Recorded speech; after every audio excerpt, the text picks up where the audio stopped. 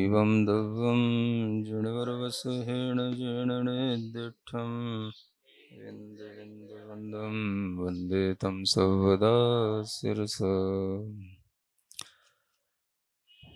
द्रव्य संग्रह के द्वितीय अधिकार में संवर का विषय चल रहा है। नयों के विषय को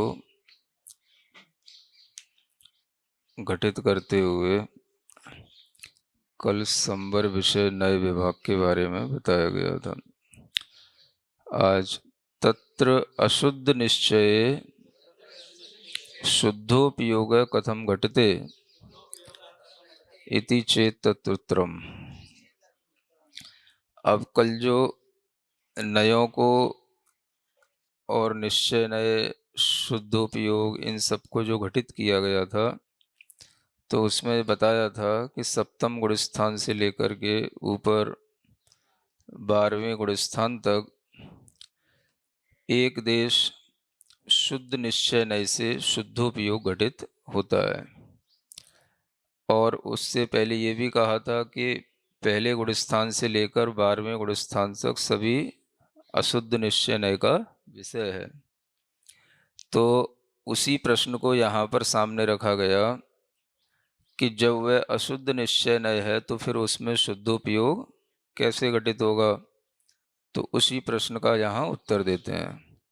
शुद्धोपयोगे शुद्ध बुद्धैक स्वभावो निजात्मा ध्येयस्तिष्ठति तेन कारणेन शुद्ध ध्येयत्वात् शुद्ध अवलंबनत्वात् शुद्ध आत्मस्वरूप साधकत्वाच्च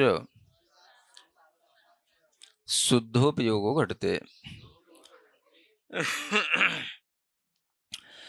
कहते हैं कि शुद्धोपयोग में शुद्ध बुद्ध एक स्वभाव वाला जो निज आत्मा है, ये ध्येय रूप से रहता है ना। शुद्धोपयोग में अपनी आत्मा को ध्येय बनाया जाता है। तो शुभोपयोग शुद्धोपयोग में यही अंतर होता है कि शुभोपयोग में तो पर आत्मा को भी ध्येय बनाया जाता है। पंच परमेष्ठि की शुद्ध आत्मा का भी चिंतन करना ये शुभोपयोग है। और शुद्धोपयोग में अपनी निज आत्मा के शुद्ध बुद्ध एक स्वभाव को ध्येय बनाया जाता है। उसी को ध्यान के योग्य बना करके उसी का ध्यान किया जाता है। तो ये शुद्धोपयोग में जब घटित होता है तो उसके लिए कहते हैं कि वहाँ पर 3 कारण बन जाते हैं, जिस कारण से उसे हमने शुद्धोपयोग कहा है। 3 हेतुओं से वह सप्तम आदि गुण स्थान में शुद्धोपयोग घटित हो जाता है। तो पहला हेतु है शुद्ध ध्येयत्वात्, यानी वहाँ पर ध्येय जो होता है वो शुद्ध होता है। ध्येय में अपनी निज शुद्ध आत्मा ही ध्येय है और उसके भी केवल शुद्ध स्वभाव का ही आलंबन है। तो वह शुद्ध जो ध्येय होने से उसको शुद्धोपयोग कहा जाता है। एक हेतु तो ये है। दूसरा, वहाँ पर हम शुद्ध अवलंबनत्वात्, शुद्ध का ही अवलंबन लेते हैं, यानी आत्मा के शुद्ध स्वभाव का, शुद्ध गुणों का, शुद्ध द्रव्य का, शुद्ध नय का, शुद्ध का ही अवलंबन लिया जाता है। इसलिए भी उसको शुद्धोपयोग कहा गया। और शुद्धात्म स्वरूप साधकत्वात्, तीसरा हेतु बनता है कि वह शुद्ध आत्मा के स्वरूप का साधक होता है। इस तरह से जो ध्यान आदि किया जाता है, जो अवलंबन लिया जाता है, इसी से आत्मा शुद्ध होती है। तो शुद्ध आत्म स्वरूप का यह साधक होता है। इन 3 हेतुओं से वह शुद्धोपयोग वहां पर घटित होता है, ऐसा जानना चाहिए, है ना। हाँ, तो वो एक देश शुद्ध निश्चय इसीलिए हो गया क्योंकि अभी वो पूरा शुद्ध नहीं हुआ। तो उसने शुद्ध को ध्येय बनाया, शुद्ध का अवलंबन लिया और शुद्ध स्वरूप का वह साधक बन गया, इसलिए वह शुद्धोपयोग कहलाता है। तो ये कंडीशन शुद्धोपयोग की ध्यान में रखनी चाहिए। शुद्धोपयोग में क्या होता है, शुद्धोपयोग कब होता है, इस तरह की कंडीशन के साथ में ही यह शुद्धोपयोग की परिणति घटित होती है। सच संवर शब्द वाच्य शुद्धोपयोग, यह जो शुद्धोपयोग होता है इसी को संवर शब्द से कहा जाता है। आपने कई बार सुना होगा संवर पूर्वक निर्जरा होना। तो ये संवर पूर्वक निर्जरा या जो संवर मोक्ष मार्ग में कार्यकारी है वह संवर शुद्धोपयोग ही मुख्य रूप से कहा जाता है ना। अब कल जैसे बताया था तो पहले गुण स्थान से दूसरे गुण स्थान में संवर तो हो गया, दूसरे से तीसरे में चौथे में कर्म प्रकृतियों के संवर तो हो गए, लेकिन ये संवर मोक्ष मार्गोपयोगी संवर नहीं है। अभी जो संवर नियम से शुद्ध आत्म तत्व के लिए साधक भूत होता है वह संवर शुद्धोपयोग शब्द से ही कहा जाता है, और वह शुद्धोपयोग सप्तम आदि गुण स्थान में प्रमुख रूप से घटित होता है।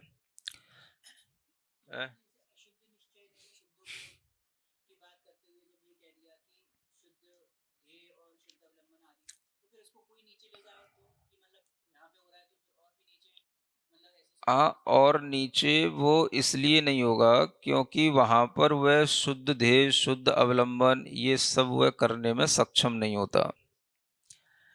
और शुद्धोपयोग जहां से बताया गया है जिन गुण स्थानों में, तो वो उन्हीं गुण स्थानों में घटित होगा, है ना। जिन गुण स्थानों में उसकी व्याप्ति या उसका घटित होना बताया गया है वो उन्हीं स्थानों में जानना। तो उससे पहले वो शुभोपयोग के गुण स्थान है, अशुभोपयोग के गुण स्थान है, शुद्धोपयोग तो सप्तम गुण स्थान से ही कहा गया है, तो वो नीचे घटित इसलिए नहीं होगा। तो शुद्ध का अगर वो ध्येय भी बना लेगा, नीचे शुद्ध का आलंबन भी लेने की कोशिश करेगा, तो भी वो उसके लिए एक शुभोपयोग की परिणति तो बन जाएगी। हाँ, वह शुद्ध का आलंबन लेते हुए भी वो शुभोपयोग ही उसके लिए बनेगा, क्योंकि वो उसमें उस तरह से एकाग्र नहीं हो पाएगा जो अप्रमत्त आदि गुण स्थान में होता है। तो उसके लिए वह एक चिंतनात्मक भावनात्मक स्थिति बनी रहती है, इसलिए वह शुभ भाव में ही गिना जाता है।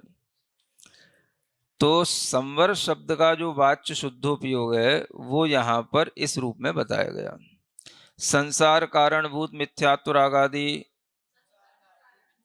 अशुद्ध पर्यायवत अशुद्धो न भवति। अब ये जो शुद्धोपयोग है यह संसार के कारणभूत जैसे मिथ्यात्व रागादि जो अशुद्ध पर्याय हैं इनकी तरह ये अशुद्ध नहीं है ना। निचले गुण स्थानों में संसार के कारणभूत रागादि के उदय बने रहते हैं, और निचले गुण स्थानों में वह रागादि की अशुद्ध पर्याय भी उत्पन्न होती रहती हैं, और उसी के अनुरूप बंध आदि भी होते रहते हैं। तो जब ये ध्यान में होता है अप्रमत्त आदि गुण स्थानों में, तो वहाँ पर भी जो भी संजुलन की रागादि की परिणति होगी वो होगी, तो लेकिन वह परिणति निचले गुण स्थान की तरह अशुद्ध पर्याय रूप नहीं है। वहाँ पर उसके उस ध्येय से शुद्ध पर्याय उत्पन्न होने लग जाती है। रागादि के अभाव के कारण से वह शुद्ध आलम्बन लेने से शुद्ध ध्येय बनाने से उसकी वह आत्मा की एक स्वाभाविक परिणति जो बनती है वही उसकी कथनचित शुद्ध पर्याय कहलाती है।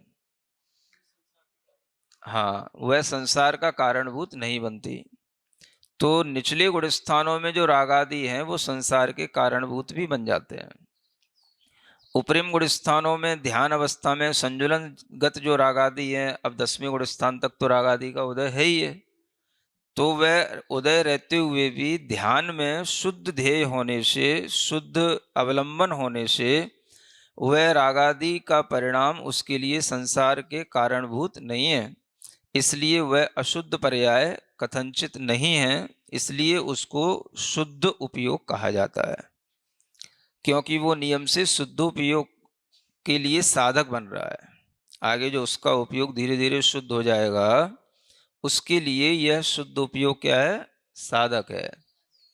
तो इसलिए भी इसको कथनचित सामान्य जो राग आदि पर्याय है उसकी तरह इसको अशुद्ध न कह करके तथैव फलभूत केवल ज्ञान लक्षण शुद्ध पर्यायवत शुद्धोपि न भवति। अब इस शुद्धोपयोग का फलभूत जो केवल ज्ञान आएगा उसमें जो शुद्ध पर्याय होगी उसकी तरह अभी शुद्ध भी नहीं है। जो सप्तम आदि 12वें गुण स्थान तक का शुद्धोपयोग है, ना तो ये नीचे के मिथ्यात्व राग आदि की तरह अशुद्ध है, और ना ही जो केवल ज्ञान आदि उत्पन्न होगा उस समय जो शुद्ध पर्याय होगी उसकी तरह शुद्ध है। ये बीच की अवस्था है ना। तो किंतु ताभ्याम अशुद्ध शुद्ध पर्यायाभ्याम विलक्षणम शुद्धात्मानुभूति रूप निश्चय रत्नत्रयात्मकम मोक्ष कारणम एक देश व्यक्ति रूपम एक देश निरावरणम च तृतीयम अवस्थान्तरम भंडते। तो इसलिए इस अवस्था को एक तरह से ना तो हम पूर्ण रूप से शुद्ध कह सकते हैं, ना हम पूर्ण रूप से अशुद्ध कह सकते हैं। तो ये अशुद्ध और शुद्ध जो दोनों तरह की पर्याय हैं उनसे ये विलक्षण है, विपरीत है, भिन्न है, अलग है। छठ 7वें से लेके 12वें गुण स्थान तक की जो शुद्धोपयोग की परिणति है वह पहले से लेके 6वें गुण स्थान की तरह भी नहीं है, और आगे 13वें 14वें गुण स्थान की तरह भी शुद्ध नहीं है। तो वह बीच की परिणति जो है वो दोनों पर्यायों से विलक्षण है। और कैसी है वो? शुद्धात्मा की अनुभूति रूप निश्चय रत्नत्रयात्मक है। इसको बोलते हैं निश्चय रत्नत्रयात्मक परिणति। निश्चय रत्नत्रय कहाँ होगा? तो इसी सप्तम आदि से लेकर 12वें गुण स्थान तक की जो परिणति है ये निश्चय रत्नत्रय की परिणति है ना। इससे पहले 6वें का गुण स्थान में व्यवहार रत्नत्रय की परिणति है। तो ये जो निश्चय रत्नत्रय की परिणति होती है यही शुद्धात्मा की अनुभूति रूप परिणति कहलाती है। इसी को शुद्धात्मा की अनुभूति कहते हैं। तो अभी उसकी आत्मा शुद्ध हुई नहीं है, लेकिन नियम से शुद्ध होगी। इस तरह की उसे जो अभी अनुभूति हो रही है ध्यान अवस्था में, उसको भी शुद्धात्मा की अनुभूति कहा जाता है। तो इसी को आत्मानुभूति कहते हैं, इसी को स्वानुभव कहते हैं, इसी को शुद्धात्म अनुभव कहते हैं। ये जितनी भी बातें आप समय सार पढ़ करके पढ़ते रहते हैं और सुनते रहते हैं और सुनाते रहते हैं, ये सप्तम गुण स्थान से 12वें गुण स्थान तक के बीच में जो होता है उसकी कहानी है। और आप अभी पहले गुण स्थान में बैठे हैं और सप्तम गुण स्थान की कहानी गाते रहते हैं, है ना। हाँ, हम क्यों कहें कि आप चौथे गुण स्थान में बैठे हैं? हम तो यही मानते हैं आप तो पहले गुण स्थान में बैठे हैं। हाँ, पहले आप अपना गुण स्थान सिद्ध तो करो हमारे सामने, तब तो हम बोलें कि आप चौथे गुण स्थान के योग्य हो। हाँ, अब थोड़ा हमें भी टेढ़ा बनना पड़ेगा। तुम लोग इतने बिगड़ गए हो कि थोड़ी बिगड़ी भाषा हमें भी बोलनी पड़ेगी। हाँ, तो तुम्हारा गुण स्थान पहला है, समझ आ रहा है? मैं ये मान के चलता हूँ, ना तो तुमको गुरु का श्रद्धान है, ना तुम्हें कोई देशना लब्धि हुई, ना तुम्हें कोई तत्व का श्रद्धान है, बातें कर रहे हो बस केवल। तो पहले गुण स्थान में बैठ करके तुम शुद्धोपयोग की पढ़ाई पढ़ रहे हो। ये वो पढ़ाई है जिसकी अनुभूति सप्तम गुण स्थान से लेकर 12वें गुण स्थान में ध्यानस्थ मुनि महाराजों को होती है। तो अब उस समय की अनुभूति को आप अपने मन में गाए जाओ, ये सम्यक दर्शन, निश्चय सम्यक दर्शन ऐसा होता है। शुद्धात्मा की अनुभूति जब तक नहीं होती तब तक निश्चय सम्यक दर्शन नहीं होता।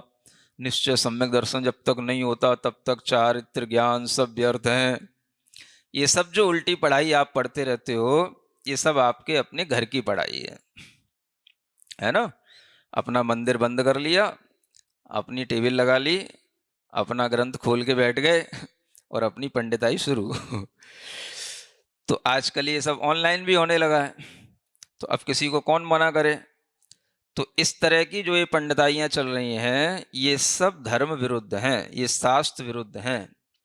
जो व्यवहार सम्यक दर्शन भी अभी नहीं है, वो अपने लिए निश्चय सम्यक दर्शन घटित करते हैं। और वो इसलिए क्योंकि निश्चय सम्यक दर्शन में ही शुद्धात्मा की अनुभूति होती है। शुद्धात्मा की अनुभूति के बिना तो सम्यक दर्शन नहीं है। और जब तक सम्यक दर्शन नहीं है तो काय का सम्यक ज्ञान और काय का सम्यक चारित्र, शुद्ध दूसरों की निंदा करने बैठ जाते हैं, है ना। इस तरह के जो विपरीत परिणति के लोग पैदा हो रहे हैं, ये इस पंचम काल की हुंडा अवसर्पणी काल का दोष है ना। हाँ, जो विपरीत परिणति के ऐसे लोग दिखाई दे रहे हैं कि अपने ही ग्रंथ, अपने ही मंदिर, अपने ही शास्त्र, अपने ही गुरुओं के वाणियाँ, और उसी में से विपरीतता निकाल करके अपना एक अलग आलाप आप रहे हैं, है ना, अपना अलग स्वर आलाप रहे हैं तो जो निश्चय रत्नत्रय जहाँ होना है वो सप्तम गुण स्थान में होना है, यहाँ लिखा निश्चय रत्नत्रयात्मक। तो जब निश्चय सम्यक दर्शन होगा तभी निश्चय चारित्र होगा, वही निश्चय रत्नत्रय कहलाएगा, वहीं पे शुद्धात्मा की अनुभूति होगी। वो अनुभूति का गुणस्थान सप्तम आदि अष्टम आदि वो गुणस्थान है। और उनकी चर्चा हम करने बैठे हैं अपने लिए कि हम सम्यक दृष्टि हो गए, हम निश्चय सम्यक दर्शन के बिना तो व्यवहार ही मिथ्या है। जब निश्चय ही सम्यक दर्शन नहीं हुआ तो तुमको फिर हुआ ही क्या, व्यवहार का तो क्या भरोसा है, व्यवहार तो झूठा ही होता है। व्यवहारो अभूदत्तो, समय सार में लिखा हुआ है, व्यवहार तो अभूतार्थ होता है। तो ऐसे करके पंडिताई, है ना, शुरू हो जाती है। तो ये सब पंडिताई मतलब कि अपने ही धर्म पर कुठाराघात करने वाली पंडिताई है ना।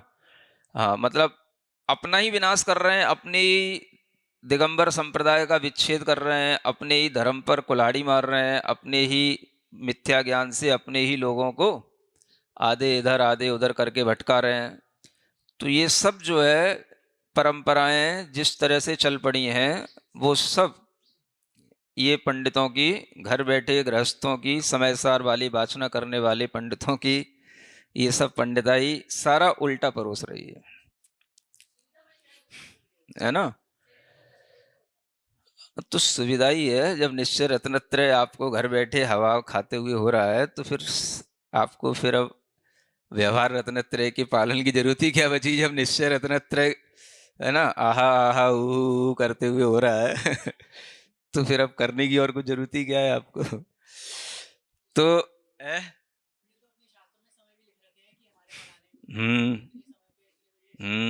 हाँ, वही तो। हमारे यहाँ तो भगवान को केवल ज्ञान हो जाता है, उसका भी समय नहीं बता पाते हैं कि कितने टाइम पर भगवान को केवल ज्ञान हुआ। आज की पंडिताई तो देखो कि उनके सम्यक दर्शन के समय फिक्स हो जाते हैं कि इतने टाइम पर उनको सम्यक दर्शन हुआ, उस बहन को संपर दर्शन सम्यक दर्शन हुआ, उस भाई को सम्यक दर्शन हुआ, फिर उनके तलवे चाटते रहो, उनके तलवे चाटने से सम्यक दर्शन और हो जाएगा, तुमको भी हो जाएगा जिनको सम्यक दर्शन हो गया। ऐसी पढ़ाइयाँ पढ़ाई जाती हैं, है ना। है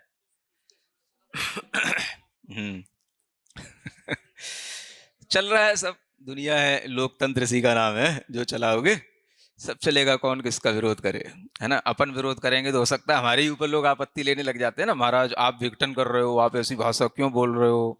हाँ, तो वो लोग हमारे ऊपर आपत्ति करेंगे, जो विघटन कर रहे हैं उनके ऊपर आपत्ति नहीं आएगी, अब वो आपत्ति हमारे ऊपर आने लग जाती है ना।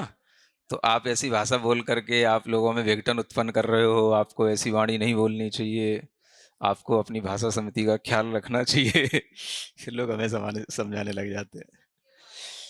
तो कहने का मतलब यही है कि जो शुद्धात्मा की अनुभूति रूप निश्चय रत्नत्रयात्मक है, कितना स्पष्ट लिखा है, निश्चय रत्नत्रयात्मक कैसा होता है, शुद्धात्मा की अनुभूति रूप होता है। वह शुद्धात्मा की अनुभूति दोनों तरह की पर्यायों से विलक्षण है, न वो अभी 13वें गुणस्थान की तरह शुद्ध है और ना ही वह पंचम छठवें गुणस्थान की तरह अशुद्ध है।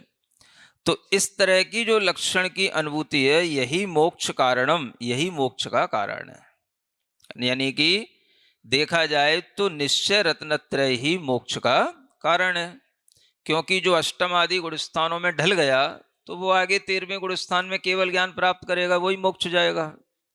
अपन घर में बैठे बैठे क्या करेंगे है ना। तो सही मायने में तो मोक्ष का कारण वही है। तो इसलिए यहां पर कहा निश्चय रत्नत्रय ही मोक्ष का कारण होता है। तो जिन लोगों को ये सुनने में आ जाता है कि निश्चय रत्नत्रय मोक्ष का कारण है, तो उन्हें मोक्ष जानने की जल्दी पड़ती है। तो फिर वो निश्चय रत्नत्रय कैसे हो, तो शुद्धात्मा की अनुभूति से होगा, ये लिखा है। तो फिर शुद्धात्मा की अनुभूति करो और कुछ काम मत करो। तो फिर व्यवहार रत्नत्रय उसकी क्या जरूरत है भाई, जब निश्चय रत्नत्रय मोक्ष का कारण है तो फिर व्यवहार रत्नत्रय तो करना ही क्यों। तो इसलिए न देवशास्त्र गुरु की श्रद्धा की जरूरत है, न कुछ और जरूरत है, बस शुद्धात्मा की अनुभूति, आत्मा की अनुभूति, आत्मा की अनुभूति, वही सम्यक दर्शन है। तो ये बातें यहां से निकल के जाती हैं, है ना। तो इस तरह की जो उल्टी धारा बह रही है, ये धारा इस तरह के उल्टे ज्ञान के परोसने के कारण से ही चल रही है। ऐसी ये उल्टी धारा, अब उल्टी को उल्टी ना बताओ, है ना, तो सीधा भी आदमी सीधा कैसे रहेगा है? जो उल्टा हो गया वो तो हो ही गया। अब सीधा उल्टा ना हो जाए, इसलिए उल्टे उल्टा क्या है और सीधा क्या है तो एक बार तो बताना तो पड़ेगा ही ना, है। तो उल्टा सीधा एक समान तो नहीं होता, उल्टा उल्टा ही होता है, सीधा सीधा ही होता है। तो लोग गुस्सा हम पे करने लग जाते हैं, आप सही बात क्यों बता देते हो, उससे विखंडन हो जाता है, जो जैसा कर रहा है उसे करने दो, है ना। तो आप किसी को उल्टा क्यों कह रहे हैं, वो भी अपनी दृष्टि से हो सकता है सीधा हो। कई तरह कई विद्वान आ जाते हैं मेरे को समझाने मेरे को तो तो फिर मैं यही सोच लेता हूँ, हाँ वो अपनी दृष्टि से सीधे ही होंगे। जो मिथ्यात्व का उदय है, मिथ्यात्व की दृष्टि से वो सही है, मिथ्या दृष्टि है, सीधे है। अपनी दृष्टि से सीधे होने का मतलब क्या है, जिनके अंदर अनंतानुबंधी मिथ्यात्व का उदय चल रहा है तो वो उस दृष्टि से वो सही है ना। हाँ, तो यही सोच करके फिर शांत रहना पड़ता है। तो यही मोक्ष का कारण कहा गया है, जो कैसा होता है, एक देश व्यक्ति रूपम एक देश निरावरणम। यानी इस मोक्ष के कारण में एक देश तो व्यक्ति हो गई, एक देश व्यक्ति माने थोड़ा कुछ उसको प्रकट हो गया, थोड़ी अनुभूति हो गई, थोड़ी सी आत्मा उसके अंदर अब दिखती है आत्मा, 8वें आदि गुण स्थान में दिखती है आत्मा, समझ आ रहा है ना। तो एक देश व्यक्ति हो गई, और फिर भी एक देश अभी निरावरण है। माने थोड़ा ही निरावरण हुआ है और थोड़ी उसकी अभी व्यक्ति हुई है, पूरा अभी उसे अभी आत्म तत्व प्रकट नहीं हुआ है। तो ऐसी अवस्था को ही तृतीय अवस्थांतरम भंडते, यानी ये एक विलक्षण तीसरी ही अवस्था कही जाती है। तीसरी अवस्था का मतलब ना तो ये पहली अशुद्ध अवस्था है जो पहले गुण स्थान से 6वें गुण स्थान तक होती है, और ना ही यह केवल ज्ञान के साथ होने वाली शुद्ध पर्याय रूप शुद्ध अवस्था है, ये बीच की तीसरी अवस्था है। इसको तृतीय अवस्थांतरम कहा गया है। समय सार की टीका में आचार्य अमरचंद जी स्वामी इसी को तारतीयकम अवस्थाम अनुभवती ऐसा कहते हैं। तारतीयकी माने वो भी उसी को तृतीय अवस्था कहते हैं। तीसरी अवस्था का वर्णन उन्होंने भी किया है, लेकिन लोगों को समझ आती नहीं है ये बातें, है ना। तो लोगों को ना तो संस्कृत पढ़नी है ना प्राकृत पढ़नी है, बस टोपी वाले पंडितों की कहानी सुननी है ना। तो ऐसी तृतीय अवस्था का वर्णन अमृतचंद सूरी ने समय सार की टीका में भी स्पष्ट रूप से किया है। उन्होंने वहां शब्द दिया तारतीयकीम अवस्थाम, ऐसा, उसी को यहां इन्होंने सिंपल लैंग्वेज में कहा तृतीय अवस्थांतरम। तो इस तरह से ये सब आचार्यों की वाणियां सही चल रही हैं। पूर्व आचार्य की कोई भी टीकाएं, कोई भी तरह की वाणियां विरुद्ध नहीं है। आचार्यों की परंपरा उनकी वाणियों को समझते रहे हैं और सिंपल लैंग्वेज में उसको लिखते रहे हैं। तो समय सार की लैंग्वेज थोड़ी सी क्लिष्ट हो जाती है, टीका की, अमृतचंद सूरी की ये लैंग्वेज थोड़ी सिंपल होती है, लेकिन भाव सिंपल लैंग्वेज में भी रखना अपने आप में उसी परंपरा के अनुरूप जब होता है तो ये चीजें सब प्रमाणिक मानी जाती हैं। तो ये टीकाएं उन्हीं सब टीकाओं का भी